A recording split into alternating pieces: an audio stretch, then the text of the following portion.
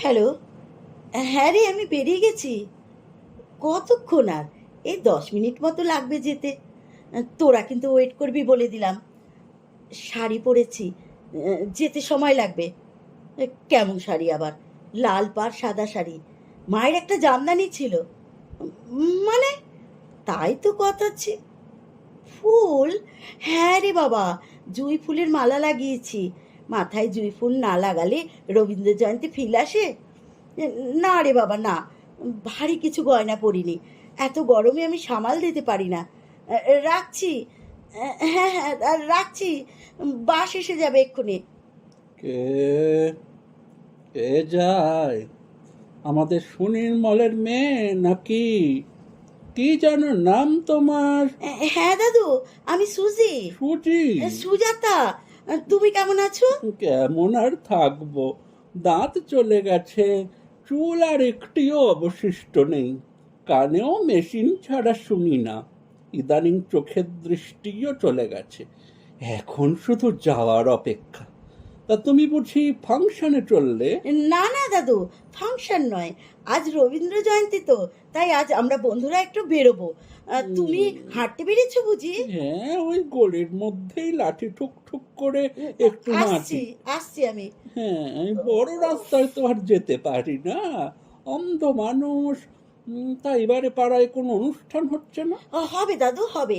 আসলে আজকে তো সবাই আমরা বিজি থাকি, তাই প্রোগ্রামটা পরে করা হয়। এবারে ফেমাস সেলিব্রিটি আসবে দাদু।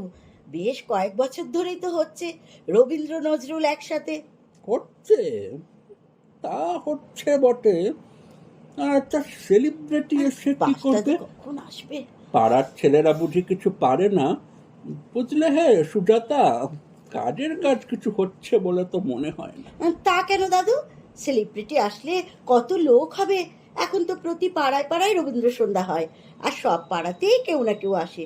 তুমি বোধহয় ভুলে গেছো, আগের বছর আমাদের পাড়ায় জিরো এসেছিল। সেটা কে হে? এ মা, তুমি কিছুই জানো না। জিরো বিখ্যাত বাংলা ব্যান্ড।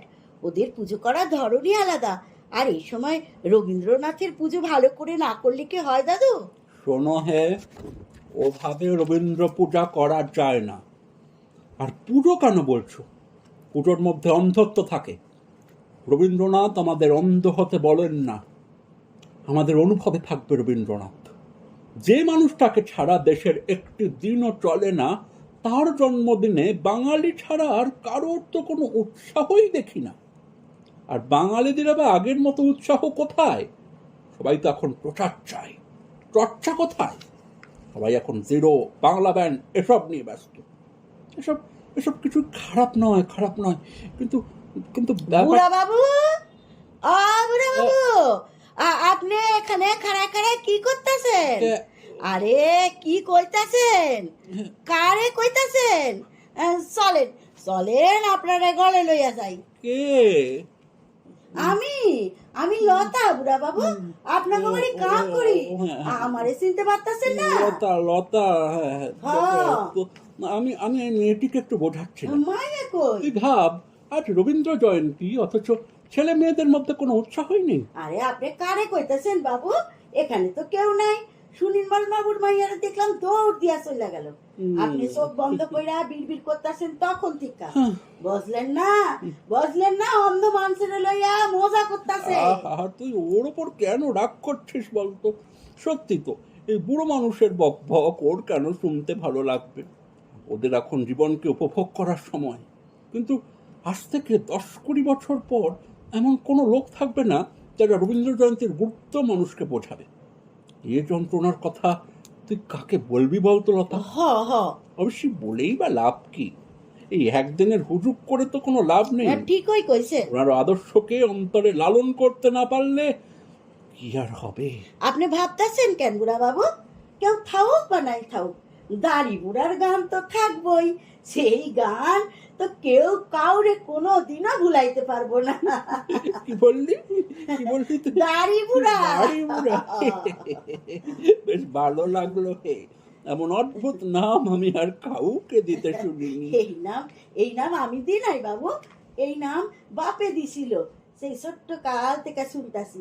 বাপে কইতো, লতা, দাড়ি বুড়ার গান সব সময় মনে রাখবি। এই যখন আমরা ওপার বাংলায় আসিলাম তখন আর আমার কত আর বয়স হইব, এই 8 কি 9 বছর। প্রত্যেক বছর রবীন্দ্র জয়ন্তীর দিন মায়ে আমার একখান কাপড় পরায় দিত, আর আমরা বন্ধুরা মিল্লা নতুন কাপড় বাইন্দা স্টেজ বানাইতাম। তার উপরে বসা আমাকে স্কুলের করম মাস্টার হারমোনি টিপ্পা গান গাইতো। আহা হা হা, কি মিঠা কণ্ঠ আসিল তার, শুনলে পরে গাইলম খাড়া হইয়া যাইতো গিয়া। ও আমার দেশের মাটি, তোমার পরে ঠেকাই মাথা। ও আমার দেশের মাটি, তোমার নাচ হইতো। জানেন বুড়া বাবু, আমার বাপ কবিতা কইতো। সে একদিন গেছে বাবু। এ কি বুড়া বাবু, আপনি কাঁদতেছেন কেন বুড়া বাবু? না না না না না, কাঁদিনি। ওর কথা শুনে মনে হচ্ছিল এখনো দেশটা আগের মতোই আছে। যখন ছোট ছিলাম তখন অন্তরের শ্রদ্ধাটুকু দিয়েই ওনাদের স্মরণ করা হতো। তখন না ছিল এত আলো, না ছিল শব্দ যন্ত্রণা। এখন সবই আছে, বরং বেশি বেশি আছে, কিন্তু আমার কাছে আর কিছুই নেই। না আছে কানে কিছু নেওয়ার ক্ষমতা, না আছে চোখের আলো। এই বোধহয় ভালো হলো রে লতা। রবি ঠাকুরের দেশে জন্মে ভেবেছিলুম কত কিছুই না করব, কিচ্ছু করা হলো না জীবনে। আমাদের হেডমাস্টার মশাই কি বলতেন জানিস? বলতেন, রবীন্দ্রনাথকে না জানলে নিজেকে জানা যায় না। লতা, লতা আছিস তো? লতা, নাকি তুই আবার পালালে ওই মেয়েটির মতন? লতা, না বুড়া বাবু, আমি আছি, আমি কোথাও যাই নাই, এই আপনার সামনেই খাড়ায় আছি। আপনার কথাগুলি শুনতে বেশ ভালো লাগতাছে। তাহলে সারা দিচ্ছিস না কেন রে মুখ পুরি? ভাবতাছিলাম দাড়ি বুড়ার কথা তো কিছুই জানা হলো না জীবনে।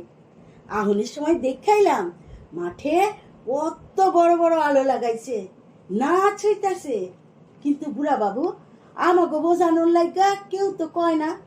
আমাকে মোটা মাথায় রবি ঠাকুর তাই দূর দেশে দেবতা হইয়াই রইয়া গেলেন। দেবতা নয় রে, দেবতা নয়, দেবতা নয়, উনি আমাদের প্রাণের মানুষ, প্রাণের আরাম।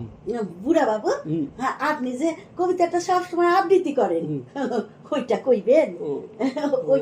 ওইটা না আমারও একটু একটু মুখস্থ হইয়া গেছে। ভাবতাছিলাম আজ আপনারে হুনাইয়া চমকাইয়া দিব। ওহন মনে হইতেছে আপনার মতন কইরা কইতে পারুন না। আপনি কোন, আপনার লগে লগে আমি করি। আর কোনটা সেটা তো বলবি। ওই যে একদিন এই দেখা শেষ হইয়া যাইব গিয়া। ও দুর্লভ জন্ম। দুর্লভ জনম। আমাকে এই দুর্লভ জনমে এর বেশি আর আমাদের কি চাওনের আছে বাবু? নেন বাবু, আপনি শুরু করেন। আরে আমার কি আর অত মনে আছে রে বাবা? আপনি তো কোন মাঝে মাঝে। আচ্ছা দাঁড়া দেখি। হ্যাঁ, শুরু করেন। একদিন এই দেখা হয়ে যাবে শেষ, পড়িবে নয়ন পরে অন্তিম নিমেষ। পরদিনে এই মতো পোহাইবে রাত, জাগ্রত জগৎ পরে জাগিবে প্রভাত। কলরবে চলিবে এক সংসারের খেলা, সুখে দুঃখে ঘরে ঘরে বহি যাবে বেলা। সে কথা স্মরণ করি নিখিলের পানে, আমি আজি চেয়ে আছি উৎসুক নয়নে। যাহা কিছু হেরি চোখে কিছু তুচ্ছ নয়, সকলই দুর্লভ বলে আজই মনে হয়। দুর্লভ, দুর্লভ এ ধরনীর লেস্তম স্থান, দুর্লভ এ জগতের ব্যর্থতম প্রাণ। যা পাইনি তাও থাক, যা পেয়েছি তেও তুচ্ছ বলে যা চাইনি তাই মরে দেও।